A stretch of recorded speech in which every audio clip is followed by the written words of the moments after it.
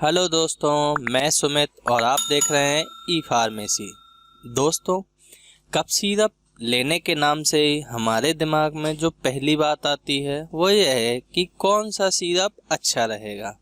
बदलते मौसम के साथ जुखाम खांसी आम समस्या है। खांसी एक नेचुरल रिफ्लेक्स है जो आपके लंग्स की सुरक्षा करती है। खांसने से आपके फेफड़ों की नलियों में छिपी हानिकारक चीजें साफ होती हैं, लेकिन कई का वायरल इन्फेक्शन जैसे कोल्ड और फ्लू से पैदा होते हैं। जहां कई बार कफ अपने आप ठीक हो जाता है, वहीं कभी कभी आपको कफ के लिए दवा भी लेनी पड़ सकती है।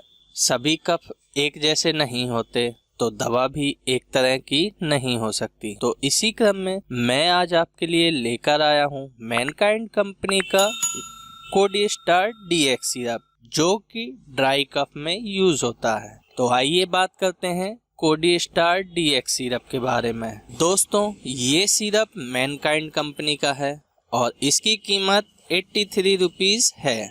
दोस्तों, इस सिरप में मुख्य रूप से 2 साल्ट पाए जाते हैं। नंबर 1 डेक्स्ट्रोमेथोर्फेन हाइड्रोक्लोराइड 10 mg में, और नंबर 2 क्लोरफेनामाइन मैलिएट 4 mg में। तो आइए बात करते हैं ये साल्ट कैसे काम करते हैं। सबसे पहले डेक्स्ट्रोमेथोर्फेन हाइड्रोक्लोराइड, जो कि एक एंटी इन्फ्लामेटरी स्टीरॉयड ड्रग है, जो कि थ्रोट के इन्फेक्शन को दूर करता है और खांसने की वजह से आई गले में सूजन को भी कम करता है, जिससे खांसी में आराम होता है।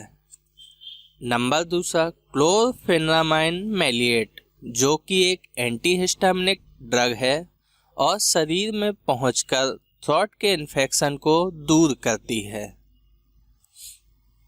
जिससे सांस लेने में दिक्कत नहीं होती है। तो दोस्तों, आइए बात करते हैं इसके उपयोग की विधि के बारे में।